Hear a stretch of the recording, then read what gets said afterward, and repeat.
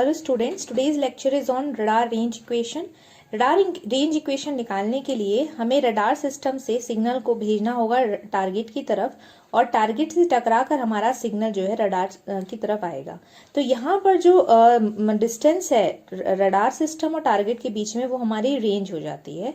और क्योंकि target move कर रहा है, इसलिए हमें एक रेंज इक्वेशन निकालनी होगी कि भाई रेंज कैसे हम कैलकुलेट करेंगे।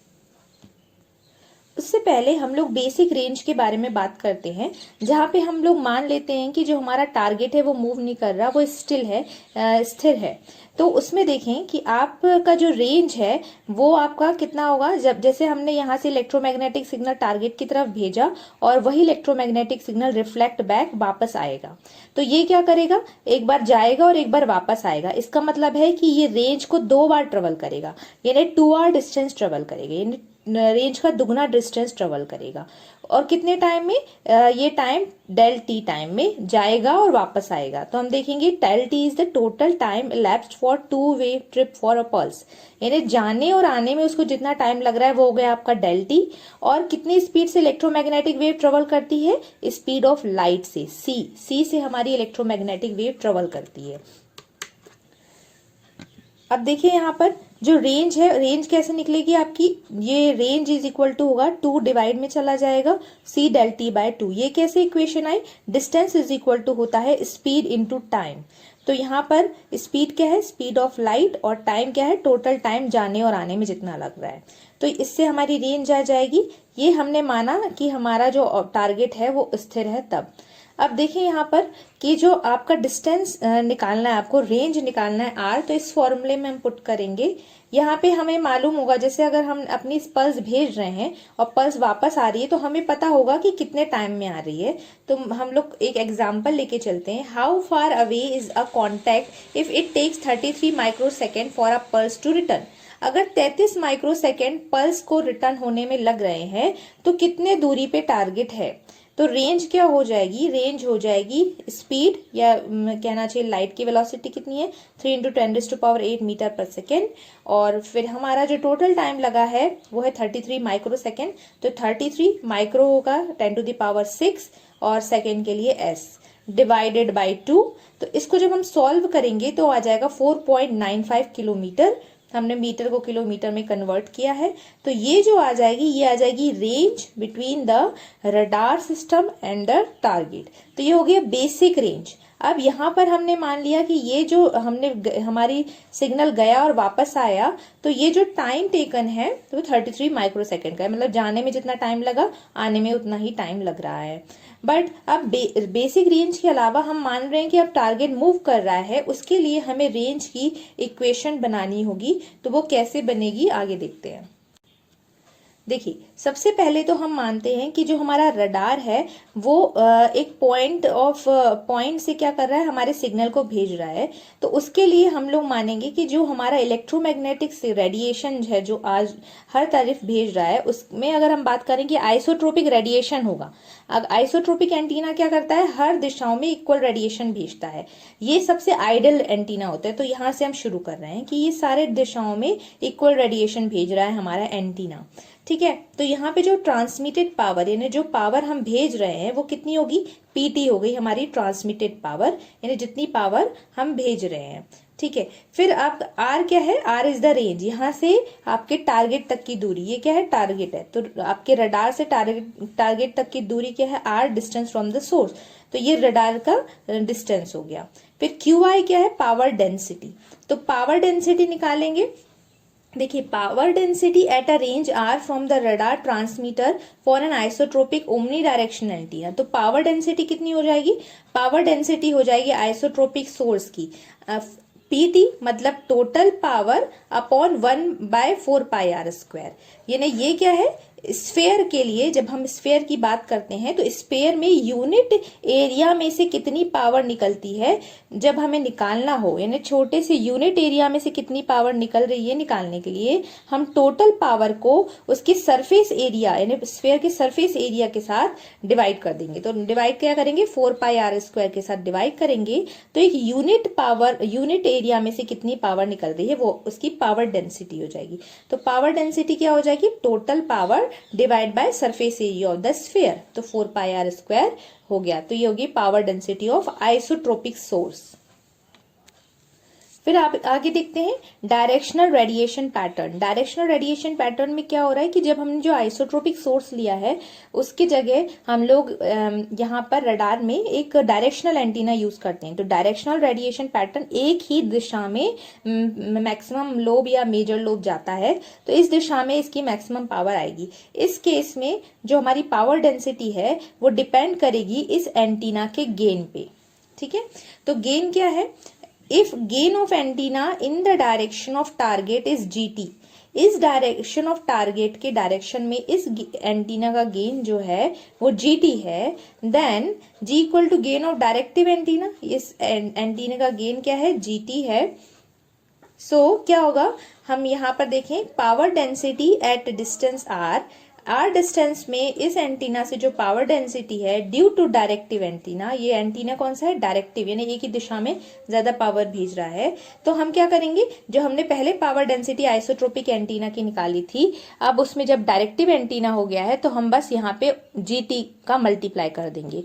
तो ये हो जाएगी आपकी power density at distance R due to directive antenna. इस डायरेक्टिव एंटीना से जो पावर डेंसिटी निकली है, जा रही है, वो कितना हो गया? आपकी हो गई PTGT अपॉन 4πr² वॉट पर मीटर स्क्वायर।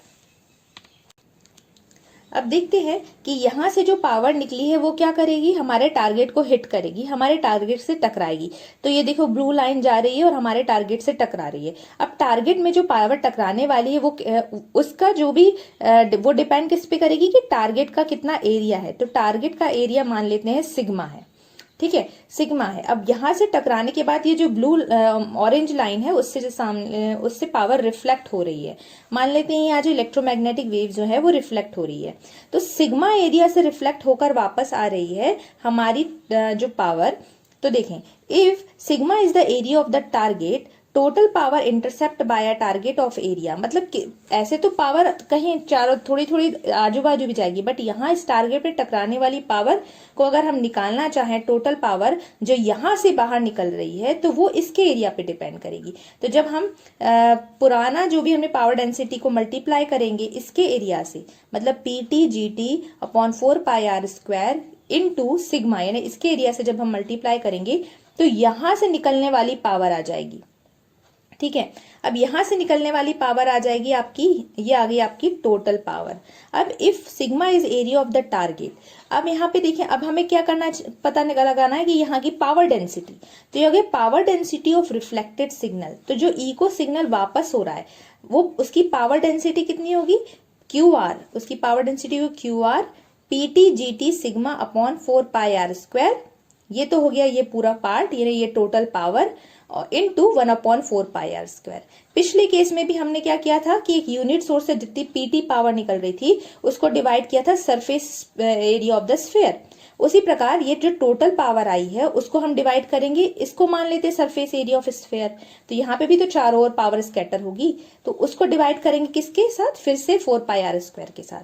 तो यहाँ पर आप देखें कि ये जो टोटल पावर है, यानी यहाँ से टकराई तो ये आ गई पावर, फिर इसको वो कितना इस दिशा में जाने के लिए हमें यहाँ की पावर डेंसिटी निकालनी पड़ेगी। तो ये पावर डेंसिटी निकालने के लिए हमें इस पूरे सरफेस एरिया को डिवाइड करना होगा। तो ये हो गया 4πr² से डिवाइड कर दिया हमने। तो क्या आ गया आपका? ये आ गया आपका पावर डेंसिटी जो यहाँ से इस दिशा में आ रही है। तो इस दिशा में आने वाली पावर डेंसिटी क्या हो गई? PTGT सिग्मा अपॉन 4π² और R² हो गया R⁴। तो ये हो गई यहाँ से वापस आने वाली पावर डेंसिटी हो गई आपकी क्या? PTGT sigma upon 4π² R⁴। अब देखिए यहाँ पर क्या है, यहाँ से हमारी पावर डेंसिटी वापस आ रही है। पावर डेंसिटी किसके फॉर्म में? हम उसको क्या कह रहे हैं? QR। मगर यहाँ कितना एक्सेप्ट करेगा? यहाँ उतना एक्सेप्ट करेगा जितना इसका इफेक्टिव एरिया होगा इस एंटीना का। तो इस एंटीना का इफेक्टिव एरिया कितना होगा? AE। अब ये भी तो जितना पावर, कितना पावर यहाँ पावर डेंसिटी यहाँ से ले सकता है, उतना ही ले सकता है ना जितना इसका एरिया है। तो इसका एरिया कितना है? AE। तो AE को जब हम यहाँ से पावर डेंसिटी के साथ मल्टीप्लाई करेंगे तो पावर रिसीव्ड आ जाएगी। तो इतनी पावर हमारा एंटीना फिर से रिसीव करेगा।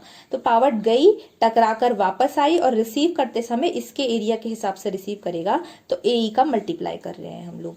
अब देखिए, radar antenna captures a portion of echo power, जो वापस आ रही है उसे क्या कहते हैं, echo power, if the area effective area of received antenna is AE। तो इस रिसीव्ड एंटीना का एरिया कितना हो, AE हो। तो हम लोग जो पावर डेंसिटी वापस आ रही है मल्टीप्लाई बाय इसका एरिया AE, तो जो पावर यहाँ पर रिसीव्ड होगी PR, वो आ जाएगी आपकी यही। तो ये होगी power received by the radar. यहाँ पर देखें, ये हो गया आपका PT/GT, जो आपका QR का फॉर्मूला पीछे से दिया हमने, PT/GT सिग्मा अपॉन 4π² R⁴ ये हो गया। इसको फर्दर सॉल्व करेंगे तो यहाँ पर जो सिग्मा है उसको फॉर्मूला हम लोग, सॉरी, यहाँ पर जो AE है उसका फॉर्मूला हम लोग यहाँ पे रख देंगे। यहाँ देखिए, QR का फॉर्मूला हमने ये लिख दिया, मल्टीप्लाई बाय AE, और AE होता है फॉर पैराबोलिक एंटीना λ²/4πGR। तो AE का वैल्यू यहाँ पे रखेंगे तो ये आ जाएगी आपकी power received by the radar. So आपकी रडार रेंज इक्वेशन आ गई, PR PT/GT/GR λ² sigma upon 4π³ R⁴। The radar range equation is the fundamental model for estimating the received power in a given scenario। तो radar range equation से हम को power received निकाल सकते हैं। अब यहाँ देखें, PT क्या है, PT है पीक ट्रांसमिटेड पावर, GT क्या है, गेन ऑफ ट्रांसमिटेड एंटीना, कितना, GR क्या है, gain of receive antenna, lambda क्या है, carrier wavelength, sigma cross section area of the target, R range from the target radar to the target. अब हम लोग मानते हैं कि हमें मैक्सिमम रेंज निकालनी है, तो मैक्सिमम रेंज निकालने के लिए हम R मैक्स मानेंगे, और तो पावर कितनी होगी, रिसीव्ड पावर जो होगी S मिनिमम, मतलब मिनिमम पावर, यानी रेंज का मैक्सिमम हो जाएगी जब हम कम से कम पावर को भी हमारा रडार जो है वो रिसीव कर पाए। तो सबसे कम पावर को अगर वो रिसीव कर पाएगा तो वो हमारी जो रेंज, जितनी भी दूरी, यानी बहुत दूर, मान लेते हैं कि बहुत ज्यादा दूरी से हमारी पावर आ रही है और हम फिर भी उसे रिसीव कर पा रहे हैं, तो मिनिमम कितनी पावर हम रिसीव कर पाएंगे, तो मिनिमम हम रिसीव कर पाएंगे S मिनिमम पावर। तो ये हो गया रेंज R मैक्स। इसे पुराने फॉर्मूले में, हमारे फॉर्मूले में पुट करेंगे तो ये हो गया PR में हमने पुट कर दिया S minimum PT/GT sigma AE upon 4π² R max power 4। अब यहाँ पर मैक्सिमम रेंज निकालेंगे तो मैक्सिमम रेंज इस साइड आ जाएगा R मैक्स, और यहाँ पर S मिनिमम नीचे चला जाएगा, और यहाँ पर R की पावर 4 थी तो ये होल पावर हो गया 1/4। अब यहाँ देखिए, फॉर पैराबोलिक एंटीना G की वैल्यू क्या है, 4πAE बाय λ²। तो यहाँ पे पुट कर देंगे अपन G की जगह, और फिर इसको फर्दर सॉल्व करेंगे तो आपकी R मैक्स की वैल्यू आ जाएगी, ये हो गया आपका maximum range of the radar. So ये आ गई आपकी maximum range from radar to the target, और आपकी ये रडार रेंज इक्वेशन है। और इसी प्रकार से हम लोगों ने देखा कि कैसे हमने मिनिमम पावर को एक्सेप्ट करने के बाद हमने मैक्सिमम रेंज निकाल ली है। आज के लिए इतना ही। Thank you. Please like, subscribe and share my channel.